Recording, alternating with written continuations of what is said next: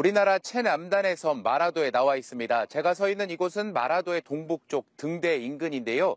지난 24일 이곳 근처에서 천연기념물인 뿔새오리 사체 4구가 발견됐습니다. 이 귀한 철새를 죽인 범인으로 지목된 건 다름 아닌 고양이입니다. 사체가 발견됐을 당시 흔적이 날개 부분과 가슴뼈, 다리 일부만 남겨져 있는 상태였습니다. 이는 고양이들이 조류를 잡아먹을 때 날개와 가슴뼈를 제외하고 나머지를 모두 먹는 습성과 같았습니다. 이런 상황에서 사람들이 바빠졌는데요. 전 세계적으로 개체수가 5천에서 6천 마리 정도밖에 남지 않은 뿔새오리를 지켜야 하기 때문입니다. 그래서 결정한 게 마라도에서 길고양이를 반출시키는 방법입니다. 제주특별자치도 세계유산본부와 문화재청 등은 회의를 거쳐 오늘부터 마라도에서 길고양이를 반출하기 위한 사전 작업에 돌입했습니다. 네, 뿔새오리가 얼마나 중요한 새길래 마라도에 살고 있는 길고양이 반출을 결정한 건가요? 네, 앞서 말씀드린 바와 같이 뿔새오리는 천연기념물이고 환경부에서 멸종위기 야생생물 2급으로 지정할 정도로 멸종위기 조류입니다. 보통 2월 중순을 전후로 해서 이곳 마라도로 들어오는 철새로 마라도에서 산란을 해서 태어난 개체는 다시 마라도를 찾는 습성이 있습니다. 제가 아침부터 마라도에 들어와 살펴보고는 있는데 아직 뿔새오리를 발견하진 못했습니다. 뿔새오리는 습성상 주간에는 바다 위에 떠서 먹이 활동을 하고 해가 지고 난 뒤에 둥지로 돌아오는 것으로 알려졌습니다.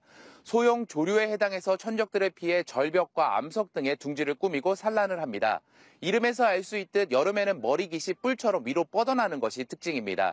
문제는 이 뿔새오리의 개체수가 점점 줄고 있다는 점입니다. 길고양이뿐만 아니라 바다 위에서 주로 생활을 하다 보니 어구등에 걸리기도 하고 천적을 피해 무인도 등에 산란을 하는데 인간의 개발활동 등으로 산란지도 점차 줄고 있는 것이 현실입니다. 국제적으로는 세계자연보전연맹 적색 목록 취약종에 등재돼 있습니다. 그런데 동시에 뿔새오리를 지키는 것도 좋지만 길고양이가 마라도에 들어와서 살게 된 이유도 있을 거고 단순하게 반출을 하면 된다 생각할 수는 없는 문제 같기도 한데요. 네, 그렇습니다. 제가 오늘 오전부터 마라도에 들어와 섬을 쭉 둘러봤는데요. 갯바이며 주민들이 운영하는 식당 등에서 어렵지 않게 고양이를 볼 수 있었습니다. 그런데 이 길고양이들이 원래 마라도에 살았던 것은 아닙니다. 이 고양이들은 마라도에 쥐가 들끓으면서 쥐소탕에 임무를 안고 마라도로 이사를 오게 됐습니다. 그렇게 오랜 시간 주민들과 고양이가 공존하며 살아왔던 겁니다. 그래서 주민들도 당국에 당부한 사안이 있습니다. 반출은 하되 고양이의 안전과 건강을 반드시 지켜줘야 한다는 점입니다. 제주 세계유산본부도 마라도의 길고양이 전부를 반출하기보다는 개체수를 조절해 뿔새오리도 살리고 길고양이도 공존할 수 있도록 생태계를 조성해 나갈 계획이라고 밝혔습니다.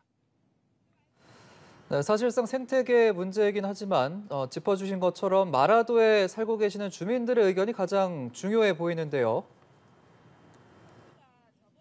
네, 그렇습니다. 사실상 지난 24일 뿔새오리 사체가 발견된 뒤로 이 일이 이슈화되면서 주민들도 어려움을 겪고 있다고 호소했습니다. 제가 만나본 주민들 대부분이 뿔새오리를 지켜야 한다는 의견에는 동의를 했습니다. 특히 길고양이가 문제라면 고양이 반출도 찬성하겠다는 입장이었습니다. 하지만 주민들의 생활을 제외하고 뿔새오리만 또 한편에서는 고양이의 동물권만 논의하는 것은 맞지 않다는 겁니다. 주민도 뿔새오리도 또 길고양이도 공존하며 살아갈 수 있는 마라도가 될 수 있기를 희망했는데요.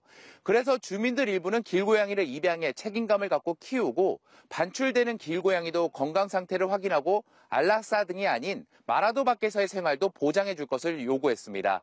또 쥐가 다시 들끓을 수 있기에 당국의 쥐 방제 등에도 신경 써줄 것을 당부했습니다. 지금까지 마라도에서 연합뉴스TV 이호진입니다.